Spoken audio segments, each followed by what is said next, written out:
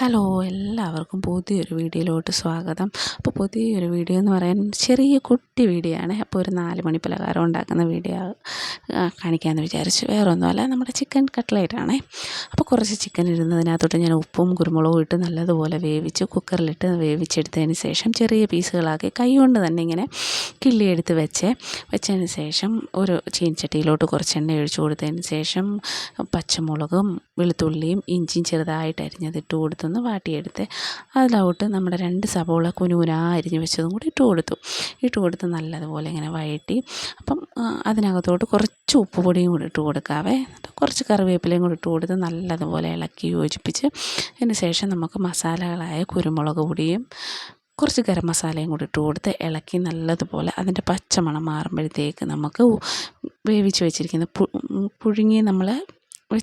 പുഴുങ്ങി ഉടച്ച് വെച്ചിരിക്കുന്ന ഉരുളക്കിഴങ്ങും കൂടെ അതിനകത്തോട്ട് ഇട്ട് കൊടുത്ത് നല്ലതുപോലെ ഇളക്കി മസാലയൊക്കെ ഒന്ന് നല്ലപോലെ പിടിച്ച് അപ്പോഴത്തേക്ക് നമ്മുടെ ചിക്കനും കൂടി ഇട്ട് കൊടുത്ത് ഇളക്കി എല്ലാം കൂടെ മസാലകളെല്ലാം അതിലൊന്ന് പിടിച്ചതിന് ശേഷം നമുക്ക് തീ ഓഫ് ചെയ്ത് വെച്ച് തണുത്തതിന് ശേഷം നമുക്ക് കട്ട്ലേറ്റിൻ്റെ രൂപത്തിലാക്കി എടുക്കാവേ. അപ്പോൾ ഇന്ന് കിച്ചണിൽ ഞാൻ ഒറ്റയ്ക്കൊന്നുമല്ല കയറിയിരിക്കുന്നത്, എൻ്റെ മോനും കൂടെ എൻ്റെ ഒപ്പം കയറിയിട്ടുണ്ട്. അപ്പോൾ അവനും പറയുന്നുണ്ട്, അതല്ലമ്മേ ഇതല്ല ഇങ്ങനെ ചെയ്യമ്മേ എന്നൊക്കെ പറയുന്നുണ്ട്. അവൻ ഇതിനൊക്കെ ഭയങ്കര ഇൻട്രസ്റ്റാണ്. പുള്ളി താമസിച്ച് സമയമെടുത്ത് നല്ലതുപോലൊക്കെ അങ്ങനെയുള്ള കാര്യങ്ങളൊക്കെ ചെയ്യാൻ പുള്ളിക്ക് ഭയങ്കര ഇഷ്ടമാണ്. അപ്പം നല്ല മഴ തകൃതിയായിട്ട് പുറത്ത് നടക്കുന്നുണ്ട്. അപ്പം ഞങ്ങൾ ഓർത്ത് വൈകുന്നേരം ചായക്ക് നമുക്ക് ചൂടോടെ ഇതൊക്കെ നല്ലൊരു സെറ്റപ്പല്ലേ. അപ്പോൾ നല്ല കട്ടൻ ചായയും മഴയും നല്ല ചൂട് കട്ട്ലേറ്റും അന്തസ്സ്. അപ്പം ഇളക്കുന്നതിൻ്റെ കൂട്ടത്തിൽ കുറച്ച് പീസ് താഴെ സ്റ്റൗവിൽ വീണിട്ടുണ്ട്. സ്റ്റൗവൊക്കെ കഴുകി വൃത്തിയായിട്ട് തുടച്ചതാണ്. അതുകൊണ്ടാണ് ഞാൻ തിരിച്ച് അതിനകത്ത് തന്നെ എടുത്തിട്ടത്. അതിനി നെഗറ്റീവായിട്ട് ചിന്തിക്കേണ്ട, അയ്യോ ഇവർക്ക് വൃത്തിയില്ലേ അങ്ങനൊന്നും ചിന്തിക്കേണ്ട. അപ്പം നമ്മുടെ മസാലക്കൂട്ടൊക്കെ റെഡിയായി കഴിഞ്ഞ് ഞാൻ ചെറുതായിട്ട് ഉരുട്ടി എടുത്തതിന് ശേഷം ഇതേപോലെ ഷേപ്പിലൊക്കെ ആക്കി എന്നെക്കൊണ്ട് പറ്റുന്ന പോലൊക്കെ ഷേപ്പിലൊക്കെ ആക്കി എടുത്തു. അപ്പം നമ്മൾ മസാലക്കൂട്ട് ലാസ്റ്റ് ഇറക്കുന്ന സമയവും കുറച്ച് മല്ലിച്ചപ്പും കൂടി ഇട്ട് കൊടുക്കണം. അപ്പോൾ അതിൻ്റെ ഒരു മണവും ഫ്ലേവറൊക്കെ കിട്ടുന്നത് ഒരു അടിപൊളിയാണ്. അപ്പം എനിക്കൊരു 6-7 പീസ് കട്ട്ലേറ്റിനായിട്ടുള്ളത് കിട്ടി. ഒരു 6-7 പീസ് ചിക്കൻ കുറച്ചേ ഉണ്ടായിരുന്നുള്ളൂ. അപ്പം ഞാൻ കുറച്ച് റസ്ക് പൊടിയും എടുത്ത് വെച്ചിട്ടുണ്ട്, പിന്നെ മുട്ടയും എടുത്ത് വെച്ചിട്ടുണ്ട്. അപ്പം കട്ട്ലേറ്റിൻ്റെ എല്ലാ സെറ്റപ്പും റെഡിയായി. അതിന് ശേഷം പക്ഷേ ഞാൻ ആദ്യം ഒരു വിഡ്ഢിത്തരം കാണിച്ചു.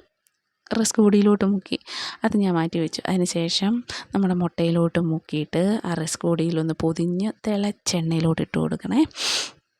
അപ്പോൾ തീ കുറച്ച് വെച്ചിട്ട് വേണം ഇടാൻ, കാരണം എൻ്റെ എണ്ണ നല്ലതുപോലെ ചൂടായി. അത് കാരണം ആദ്യം ഇട്ടപ്പോൾ തന്നെ അടിയിലൊന്ന് ചെറുതായിട്ടൊന്ന് കരിഞ്ഞതുപോലെ എനിക്ക് തോന്നി.